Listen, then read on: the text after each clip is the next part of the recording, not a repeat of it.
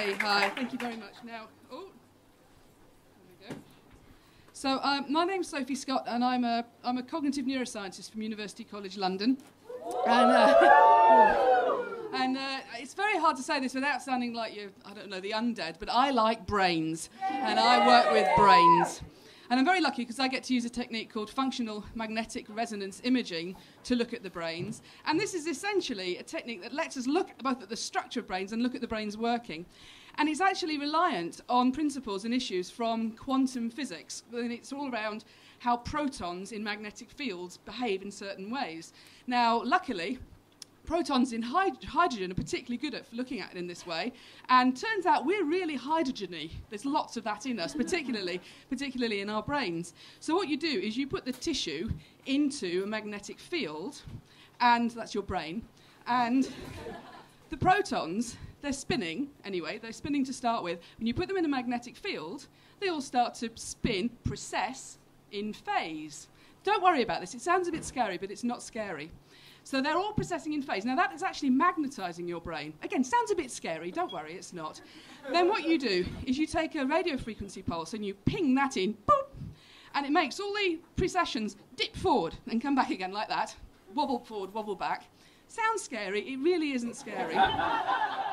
And because you change the magnetic field when you do this by this sort of angle of the magnetisation of the brain, you're able to pick this up by changes in the way that a current is induced in a coil going around the outside of your head. Sounds scary, really not scary. Now, if you've heard of radio frequency pulses before, it's because they're what happened in your microwave oven to cook your food. Now, that sounds a bit scary, and it's not. Well, actually, no, it is really, really scary, and we're all over that shit. Seriously, we don't cook you. We do not cook you. It's rule number one. There are hot spots. Staring gets rid of them. And what this lets you do is literally get an image of the brain, because different hydrogen molecules realign back at different rates depending on the tissue that they're in. So you can discriminate between fat and water and that sort of thing. So we can get great pictures of the brain, and we can also use this to get at functional images of the brain, which is amazingly useful. And somebody had the brilliant idea when people started doing this sort of 15 years ago, that instead of presenting the data in tables or charts, we show the data as glowing hot spots on the brain. And, look at that must be really meaningful. It's orange. And this has really caught on. You now routinely find this in news reports and sort of popular media. The brain images will be used to describe and discuss results.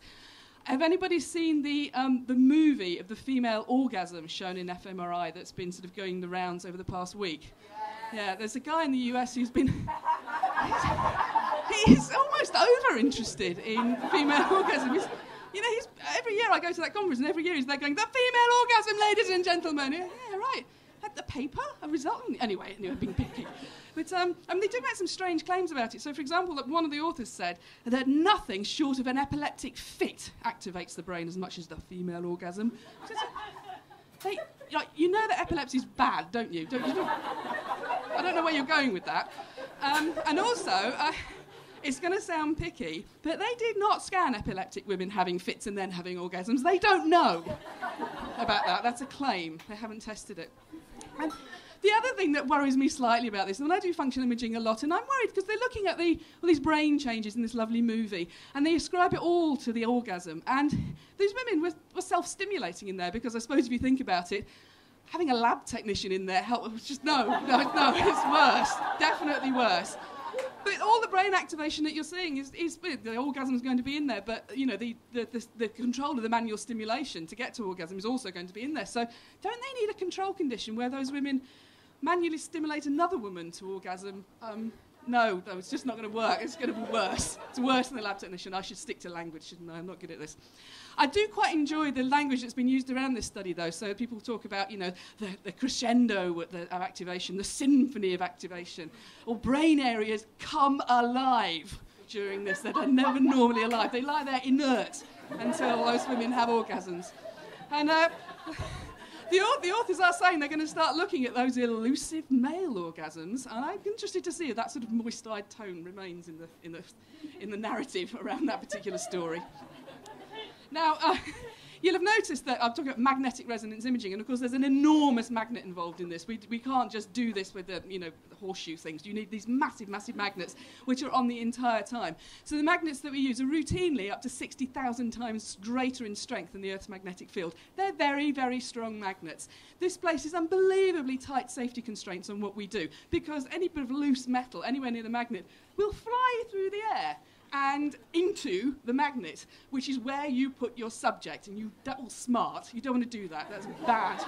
Don't cook them. Don't let the metal loose. Don't let the metal loose. And obviously, you have to pat them down. You have to make sure they've got like no metal anywhere near them before they themselves go in there. I was literally at a conference in the US this weekend talking to people who were sort of getting into fMRI, and there was a guy going, he's interested in hearing. He said, oh, it's very noisy in there, isn't it? I said, yeah, it is noisy. They make a lot of noise. He said, I went to measure the loudness of that noise. I said, did you? What did you do? He said, oh, I took a microphone and a sound pressure level meter, and I went in.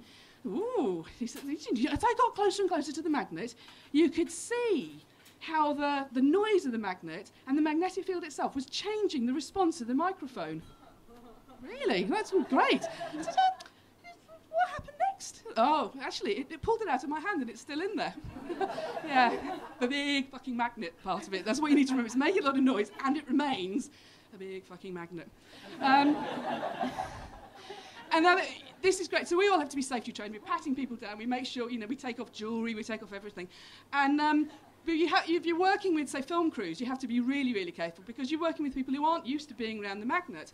So we did a thing a couple of years ago where we had a very famous actress in the scanner, and there were a couple of film crews who came along to film the scanning of this actress. And, you really don't want to be responsible for the death of somebody on camera. So we're being particularly careful, really, really, really careful. Demetal all the crew, and because they've got to carry around the kit, you're sort of standing there, you can't go any further than this with that. Don't you stop there, what's this? Everybody's demetalled, everything's got everything out their pockets, and this BBC cameraman comes tooling past me, and I saw something in his shirt pocket. And I went, what's that? And I put my finger on it. And it was his nipple. Oh, okay, on your way. Well done, it is cold in here, isn't it? And I've been fielding a couple of emails from a TV producer who's interested in making a TV series about the search for the perfect sex toy. And such is the lure of brain imaging that they want to have brain images of people to determine how pleasurable the sex toys are. Rather than, just ask them. Anyway, no, but you don't get the glowing pictures. Don't get the glowing pictures. And I have gone to some length to try and explain exactly how career-endingly dangerous it would be to let somebody go anywhere near one of these enormous magnets with a sex toy that only has to contain a small amount of metal for it to become very messy and just a bad story. And I'd lose my job, and in 5 years' time, people would say, Sophie Scott, and yeah, don't you know? Yeah, I'm afraid she was letting people use prototypical vibrators in the scanner. And then it turned out she was touching men inappropriately on the nipples. It just ended badly. Ended very badly. And it's fair to say that these safety issues around MRI and fMRI, they haven't really caught on in the bigger field. So you very commonly see this sort of appearing in casualty or TV programmes like House MD with Hugh Laurie. It's a fantastic serial offender for safety, glaring errors with MRI. So people are always trotting into the scanner with necklaces, IV lines, computers, all these things that would simply immediately be sort of torn from them and lead to, danger. You just wouldn't do that. But my absolute favourite is a whole episode devoted to a man who turns up with a gun and he holds up Dr. House MD and he threatens him with that gun and he holds him hostage until he has treatment and a diagnosis and he wants an MRI scan. So my advice to you is, if you are ever in a situation where an angry armed man or woman is demanding of you an MRI scan, I would say, tell you what, yes, you can. You go in the room with the magnet with the power of 60,000 times greater than the Earth's magnetic field and your gun, and I'm going to be in a minute. Now,